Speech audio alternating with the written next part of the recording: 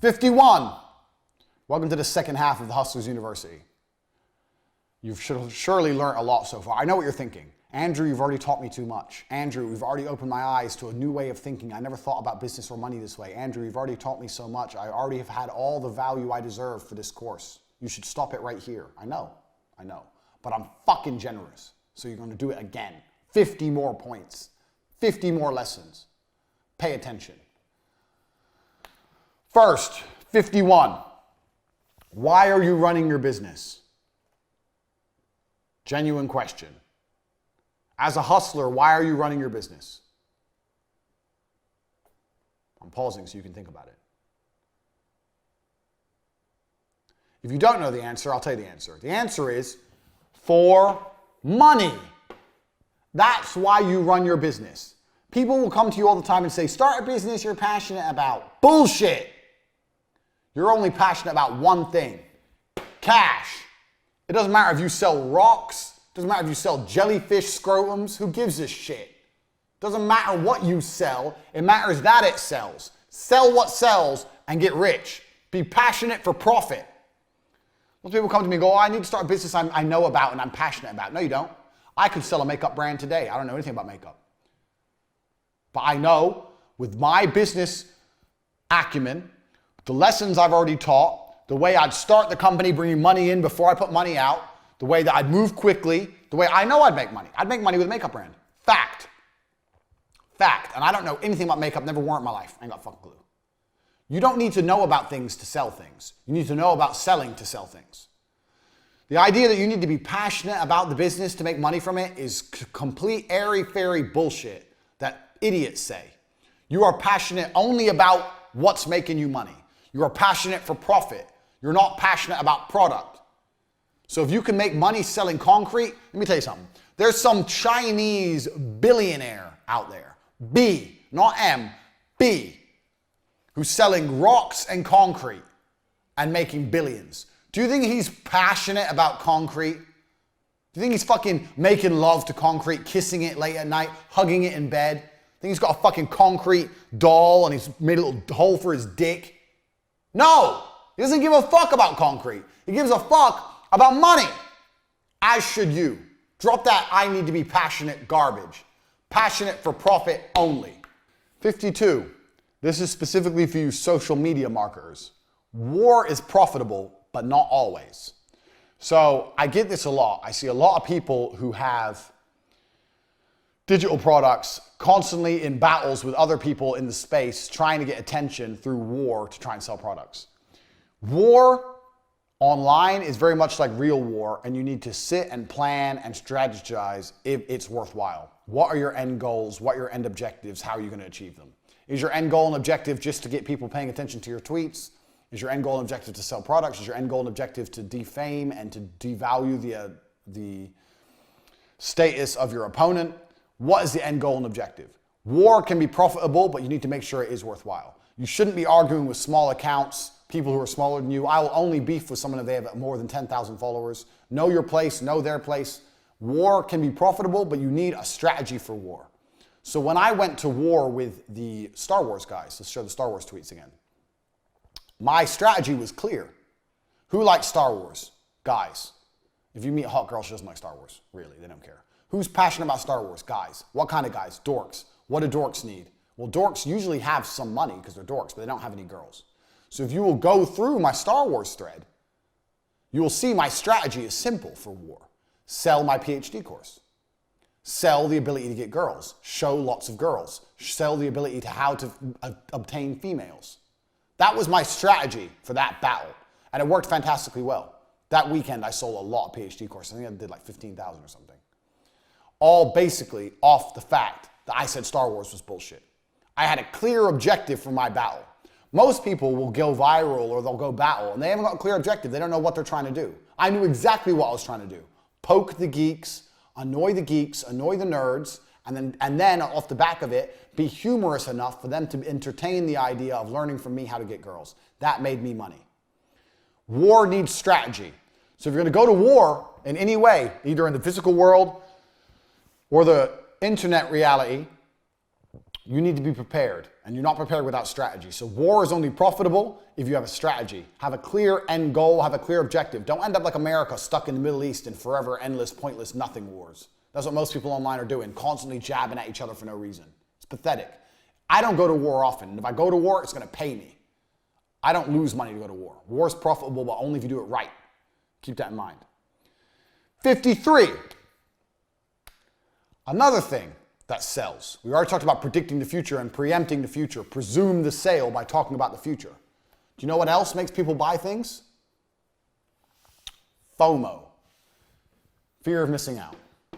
I know you know this already. You're thinking, Tate, I already know that. How do you instill FOMO? Well, here's how most of you guys instill FOMO. If you don't buy now, we're closing and you won't be able to buy. No one cares, because we know that that's a lie, and we know that you're just closing it artificially to try and make some artificial deadline, so no one cares. How do I instill FOMO? I talk about how many other people have already bought it. All these people over here know what I know. You don't know shit. Talk about other people buying your product, and it will make people want to buy your product because they'll feel like they missed out. So with television advertising, I used to do this all the time. Constantly talk about other campaigns or other clients I had. Not in a braggy way, just in a, when I'm doing business with this, da-da-da, or I did this campaign for this, da-da-da, or this actually a very busy time of year for us right now. We have 15 people sign up in the last 2 weeks. We're really busy. Lots of people are doing this. Everyone's involved. People are doing this, people are doing this, people are doing this. Oh, I don't want to miss out if everyone else is doing it.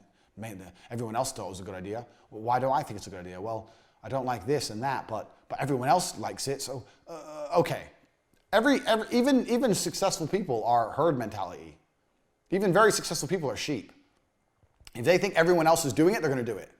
It's the same with fashion trends. How many stupid, fucking, dumb pieces of clothing have you seen people wearing? But everyone else is wearing it. People need to know that lots of other people are buying. You need to find a way to make that clear. Lots of people are buying. Lots of people are doing this. You're the one who's not doing it. So with this university, I told the truth. I've been very, very impressed with how many signups I've had. I've not lied. I didn't need to, because I've had lots of signups. But lots of people are learning all of my secrets to making money. You don't know. That person has FOMO now. I don't need to say I'm closing the uni. I need to say, look, these fuckers know a whole bunch of stuff you don't know. I did this all the time with advertising. It was fantastic with advertising. This is a really busy time of year for us. I used to say this, you know what, any time of year. January, February, March, April, May, June, July, August, September, October, November. Didn't matter. Do you know what I used to say? I say this is a really busy time of year for us because people are gearing up for Christmas. They'd be like, Christmas? It's March. I'm like, yeah, exactly. People are preparing already for the Christmas rush. It's March. So now they're sitting there going, it's March. We haven't even thought about Christmas yet. All these other businesses are thinking about Christmas. They're thinking about doing adverts at Christmas. It's March. We haven't even thought about Christmas. Yeah. Oh, yo, shit. Oh, shit. Christmas. Shit. I used to say that any time of year. December 1st or January 1st. I used to say January 1st. I used to say, when I used to go to meetings, I say, you know what's funny about January? They say, what? I say, we sign up most of our Christmas advertising this month. They go, really? I go, yeah, we're preparing for Christmas in January. After Christmas, everyone's made a lot of money with TV advertising. People have made a lot of money in the campaigns we've already run. So now they're already preparing for the next campaigns at Christmas. So we're actually gearing up for Christmas right now. People will be sitting there going, oh, maybe I need to do a campaign at Christmas. Other people are doing things. You're not doing anything. You are lazy. You are slow. Other people are ahead of you. Quickly, get on the train. The train's leaving. Quickly, get on. Quickly, pay the invoice. Yep, thanks. That's how you do it. I used to do it all the time with advertising. Talk about other people buying. It sells. Always talk about other people buying. Super important because it sells. Because one, instills some confidence in them that you're a real person, a real company. Two, it allows their thinking to be checked. Well, I think it's a good idea, and all these other people think it's a good idea, so it must be a good idea. So on my website, you'll notice on CobraTake.com, I have something called social proof. I pay money to have that thing in the bottom that tells people every time someone buys from my website. So when you go on my website, you see other people are learning. You're not learning, but other people are. FOMO, super important. You can apply this to nearly any other company, any other business. Other people need to buy. Super important. 54, chaos and opportunity. I once got told that chaos and opportunity are the same word in Japanese. I don't know if that's true, but I'm going to say it. Chaos and opportunity are the same word in Japanese. In other words, every cloud has a silver lining. Every time stuff's fucked up, every time there's chaos, every time there's a mess, there is an opportunity, a huge opportunity. And you have to find a way to identify it, one way or another. That's all it is. There's always a way to identify. So, what's a chaos? What's a fuck up? I don't know. Off the top of my head, it doesn't matter what it is. The point is, you already applied speed to fix it, but you need to find a way to twist it in your favor. There's always a way to twist it in your favor. So, it doesn't matter what it is. Let's say your back end isn't done properly. Your back end is missing a bunch of vital information, let's say. Okay, cool. So you need a whole bunch of orders. You need something, you need people to fill in some information to fill in the back end. Then you hit up all your customers with a ridiculous deal. 99 cents for our face screen. Usually $10.99, 99 cents if you buy with any other product. Some ridiculous fucking deal. Even if it's a break even. What do you get? You get a whole bunch of orders, fills in your back end's back. Even if you just broke even on it, you filled in your back end, you've got some more loyal customers who are more prepared and more used to spending money on your website. Bang, done. There's always an opportunity. Doesn't matter how fucked up things go wrong, there's always an opportunity somewhere, you just need to find it.